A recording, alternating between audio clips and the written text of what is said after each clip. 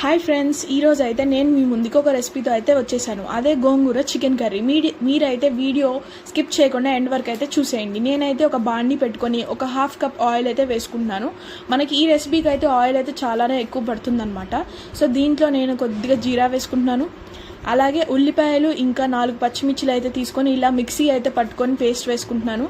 నేను చాలా వరకు రెసిపీస్లో అయితే ఇలానే వేసుకుంటానండి. దీనివల్ల ఏంటంటే మనకి రెస్టారెంట్ స్టైల్ గ్రేవీ అయితే వస్తుందన్నమాట.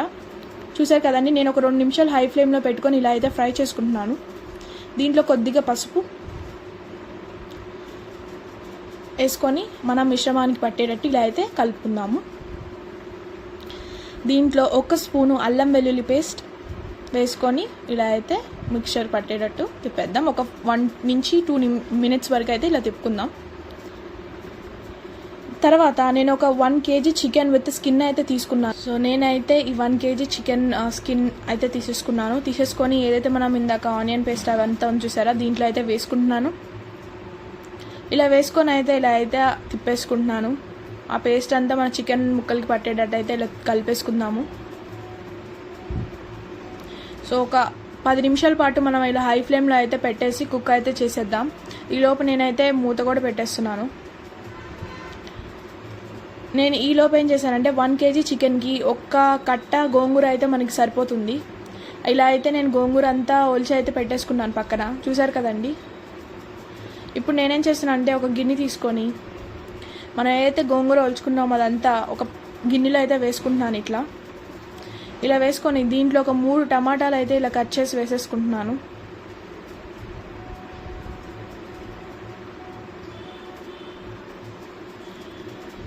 తర్వాత 1 ఆనియన్ కూడా వేసుకుంటున్నాను ఇలా కట్ చేసేసి. కొద్దిగా పుదీనా ఇంకా కొత్తిమీర,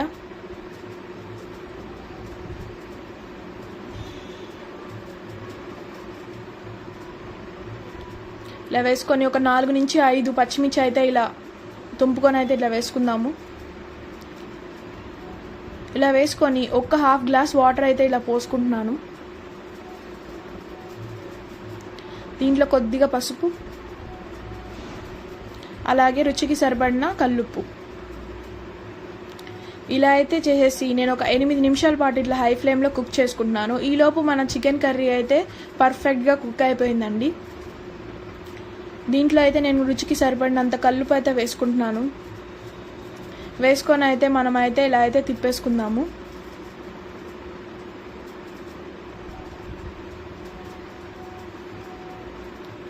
చూసారు కదండి, మంచి కుక్ అయింది. ఈలోపు నేనైతే ఒక 2 టేబుల్ స్పూన్ల కారం అయితే వేసుకుంటున్నాను.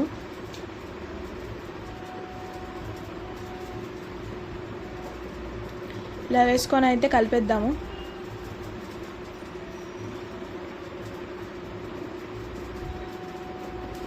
దీంట్లో కొద్దిగా చికెన్ మసాలా వేసుకుందాం.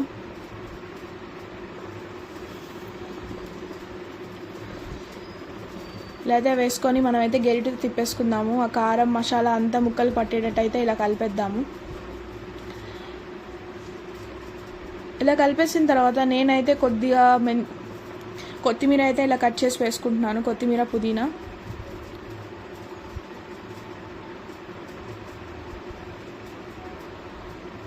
చూసారు కదండి ఎలా కుక్ అయిందో చికెన్ మనకి. నేనైతే ఒకసారి ఇలా కలుపుతున్నాను మొత్తం.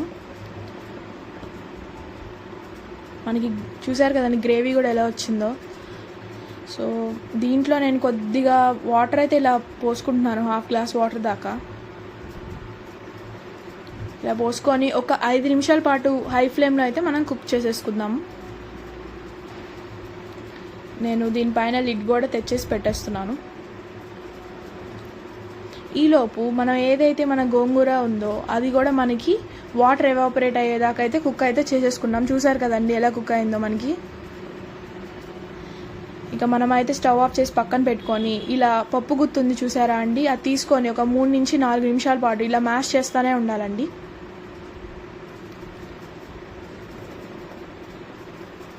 చూసారు కదండి, చూపించిన విధంగా అయితే మీరు కూడా మ్యాష్ చేయండి. నేను మొత్తం మ్యాష్ చేసిన తర్వాత నాకైతే ఇలా మిశ్రమం లాగా అయితే అయిందండి. ఆ గోంగూర, ఆ ఉల్లిపాయలు, టమాటా, పచ్చిమిర్చి ఇదంతా మనం ఏదైతే మనం చికెన్ ఉంది కదండి దాంట్లో అయితే వేసేసుకుంటున్నాను ఈ పేస్ట్ అంతా.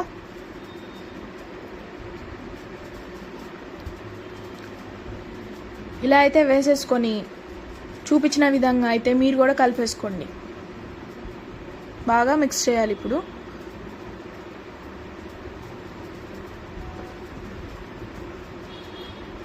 ఇలా అయితే మిక్స్ చేసుకుంటా. చూసారు కదండి, మనం ఇప్పుడు 3 నుంచి ఒక 4 నిమిషాల పాటు మీడియం ఫ్లేమ్లో కూడా కుక్ చేసుకుందాం మళ్ళీ. సో నేను కొద్ది గరం మసాలా అయితే వేసుకుంటున్నాను రుచి కోసం. అలాగే కసూరి మేతి కూడా వేసుకుంటున్నాను.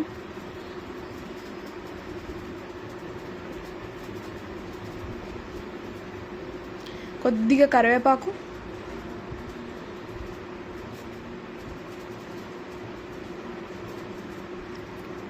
వేసుకొని ఇలా అయితే మిక్స్ చేసేద్దాం.